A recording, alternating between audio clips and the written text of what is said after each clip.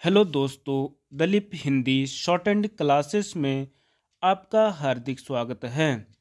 दोस्तों, आज की डिक्टेशन एक दैनिक जागरण की संपादकीय डिक्टेशन है। डिक्टेशन की गति 100 शब्द प्रति मिनट होगी। डिक्टेशन स्टार्ट करते हैं 5 सेकंड बाद।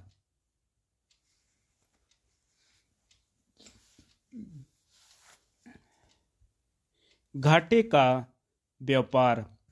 अंततः यह आशंका सही सिद्ध हुई कि चीन के साथ व्यापार घाटा 100 अरब डॉलर को पार कर सकता है।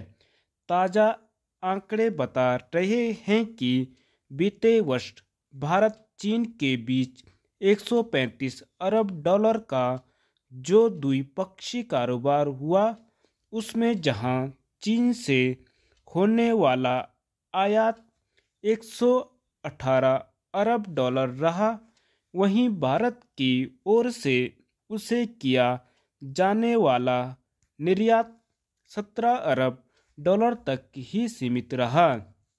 यह पहली बार है जब चीन के साथ भारत का व्यापार घाटा 100 अरब डॉलर के आंकड़े को पार कर गया। यह इसलिए विशेष चिंता का विषय है क्योंकि ऐसा मेक इन इंडिया और आत्मनिर्भर भारत अभियान के बाद भी हुआ।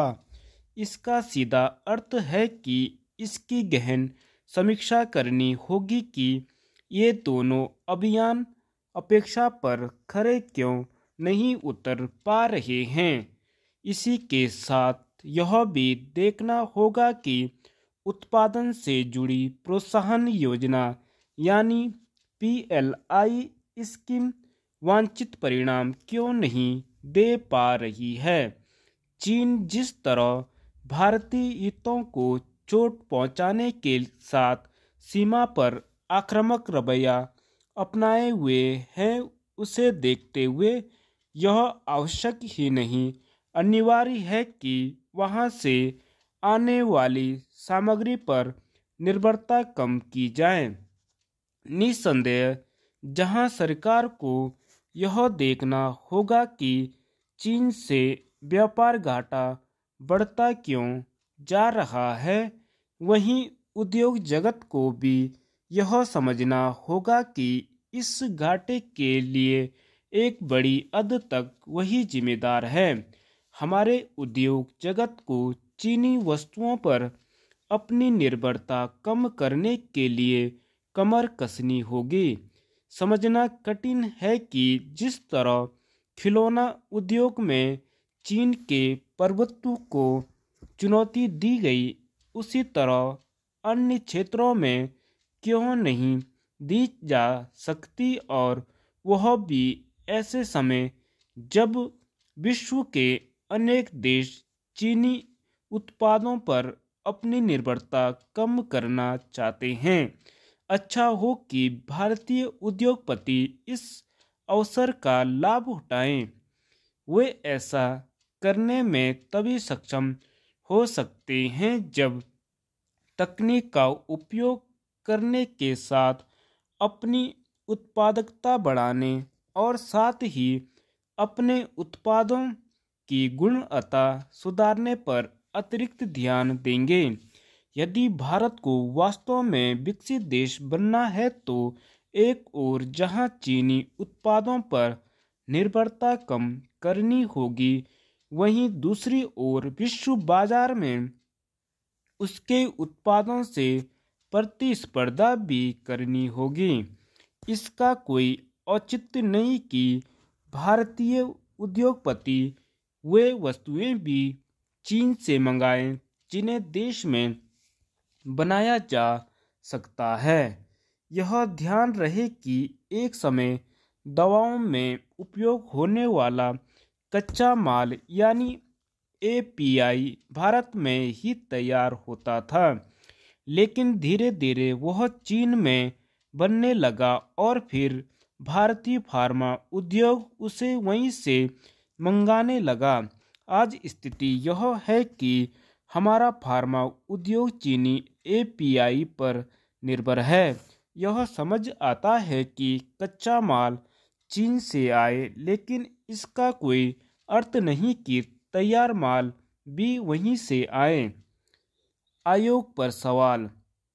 लेखपाल भर्ती परीक्षा का पेपर लीक होने के बाद उत्तराखंड में सरकारी नौकरी की उम्मीद वाले युवाओं के सपनों पर फिर तुषारपात हुआ है।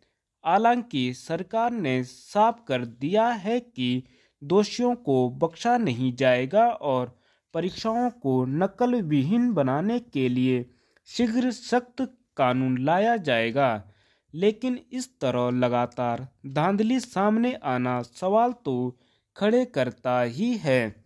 दरअसल बीते 1.5 वर्ष में यूकेएसएससी द्वारा कराई गई भर्ती परीक्षाओं में धांधली सामने आने के बाद इस परीक्षा को संपन्न कराने का जिम्मा सरकार ने जिम्मेदार माने जाने वाले राज्य लोक सेवा आयोग को सौंपा था।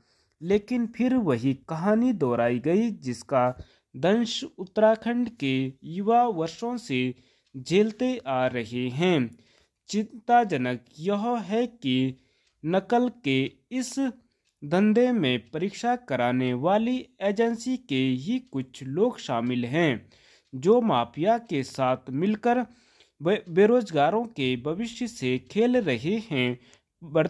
प्रदेश में भर्ती परीक्षाओं में धांधली का सबसे बड़ा मामला वर्ष 2021 में यूकेएसएससी द्वारा मई से दिसंबर के बीच आयोजित 3 भर्ती परीक्षाओं में हुई नकल के रूप में सामने आया था।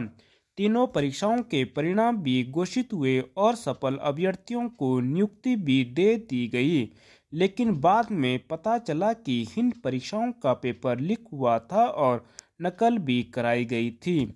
यह भेद खुलने के बाद न केवल वर्ष 2021 बल्कि वर्ष 2016 तक की परीक्षाएं भी सवालों में आ गई। इसके बाद यूकेएसएससी के पूर्व अध्यक्ष आरबीएस रावत, पूर्व सचिव मनोहर कनियाल व पूर्व परीक्षा नियंत्रक आरएस फोकरिया समेत तमाम व्यक्तियों की गिरफ्तारियां हुई। आगे होने वाली परीक्षाओं को पारदर्शी बनाने के दावे किए गए, लेकिन नतीजा वही ढाक के 3 पात रहा। हालांकि एसटीएफ ने त्वरित कार्रवाई करते हुए इस मामले में 4 व्यक्तियों को गिरफ्तार कर लिया है। साथ ही सरकार भी सख्त नजर आ रही है। अब देखना यह है यह सख्ती व्यवहार में कैसे उतरती है। धन्यवाद।